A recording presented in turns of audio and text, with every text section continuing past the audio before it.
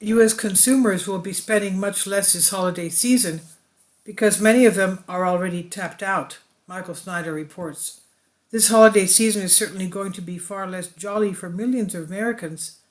Yesterday, I detailed 11 signs that economic activity in the U.S. is rapidly declining. Well, today we've gotten even more bad news. Thanks to deteriorating economic conditions, Americans plan to buy a lot less stuff this holiday season. In fact, one survey that was just released has discovered that approximately half of the country plans to buy fewer things this year. Inflation is weighing heavily on the holidays this year. Roughly half of shoppers will buy fewer things due to higher prices, and more than a third say they will rely on coupons to cut down on the cost, according to a recent survey of more than 1,000 adults by Retail Me Not. Normally, if cash is tight, Americans will just load up their credit cards during holiday season. But for many people, that simply won't be possible this year. Millions upon millions of us are already completely tapped out, and credit card balances have surged to a brand new record high. Credit card and personal loan balances have reached record highs in recent months as an increasing number of consumers lean on such means to combat growing financial pressures caused by sky-high inflation. According to TransUnion's quarterly Credit Industrial Insights report, CIIR, bank credit balances rose 19% during the third quarter from a year ago, reaching a record $866 billion. This was driven heavily by a growth in Gen Z and millennial borrowers, whose balances increased 72% and 32% respectively, according to the report. A lot of Americans have already been heavily leaning on their credit cards just to survive from month to month in this harsh economic environment. Now that balances are so high, there simply is not a lot of room for additional spending. Women usually do a great deal of the holiday shopping, and another recent survey discovered that they are even more concerned about inflation than men are. Rising prices are taking a toll on everything right now, but a new study shows women are feeling the pain more than men, and it is the primary money woe keeping ladies up at night. Research from Fidelity Investments found that inflation is currently the top financial concern for U.S. women, with upwards of 70% citing it as their main worry.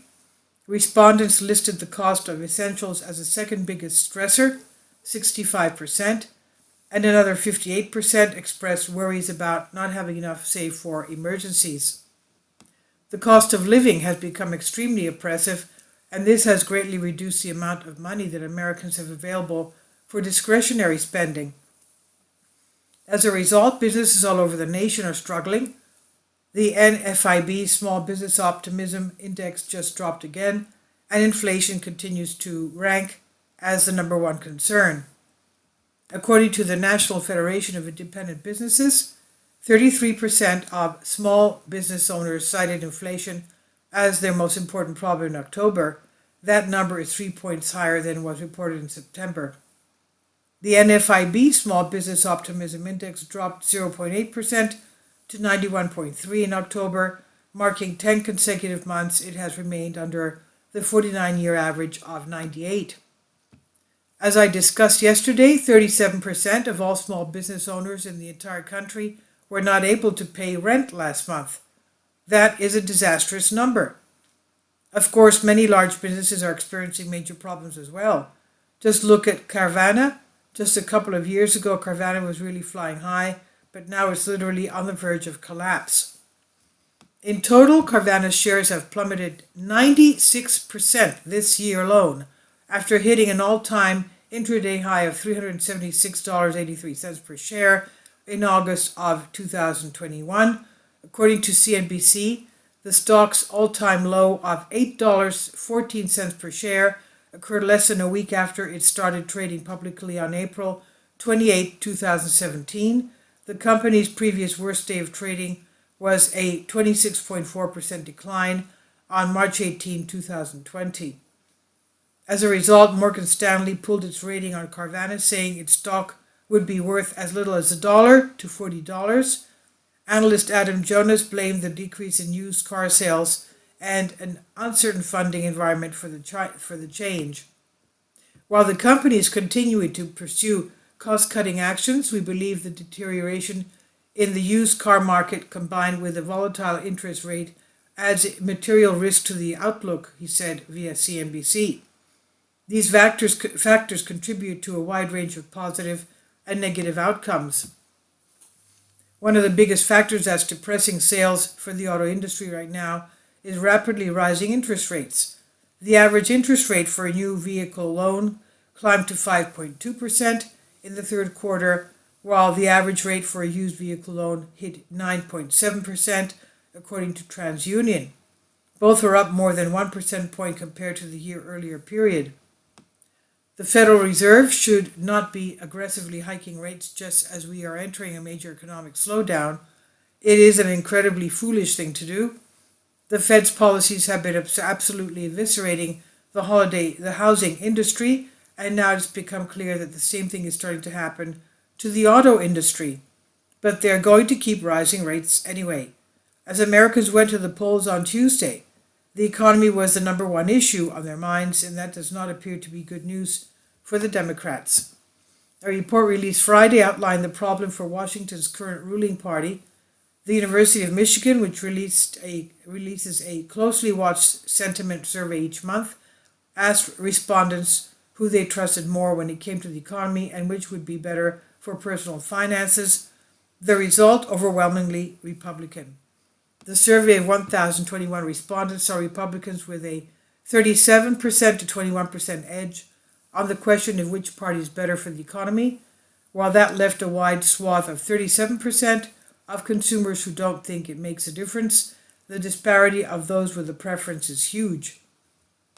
So at this moment, Joe Biden's approval rating with independents is the lowest that has ever been, although the numbers seem to indicate that the election results will go a certain way. But will that be what the final results actually show? We'll just have to wait and see. And this is by Michael Schneider. He said, my name is Michael. My brand new book entitled End Times is now available on Amazon. In addition to my new book, I've written 6 other books that are available on Amazon, including 7-Year Apocalypse, Lost Prophecies of the Future of America, The Beginning of the End, and Living a Life That Really Matters, commissions earned. When you purchase any of these books, you help to support the work that I'm doing, and one way that you can help is by sending copies as gifts to family and friends. Time is short, and I need help getting these warnings into the hands of as many people as possible. I've published thousands of articles on the Economic Collapse blog, End of the American Dream, and The Most Important News. And the articles that I publish on those sites are republished on dozens of other prominent websites all over the globe. I always happily allow others to republish my articles on their websites, but I also ask that they include this about the author section with each article.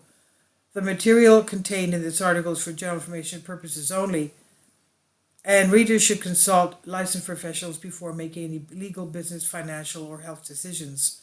I encourage you to follow me on social media, Facebook and Twitter, and any way that you can. Share these articles with others is definitely a great help. These are such troubled times and people need hope. John 3:16 tells us about the hope that God has given us through Jesus Christ. For God so loved the world that he gave his only begotten Son, that whoever believeth in him should not perish, but have everlasting life. If you have not already done so, I strongly urge you to invite Jesus Christ to be your Lord and Savior today. This is on the Economic Collapse blog by Michael Schneider. Please leave your comments. Thank you for your support. Kindly support my Patreon account. The daily posts are 5 videos daily, and they are totally different from what I have on my YouTube channel. Thank you so much for your support and that you find all my content so interesting. You'll find the Patreon account details in the description box below.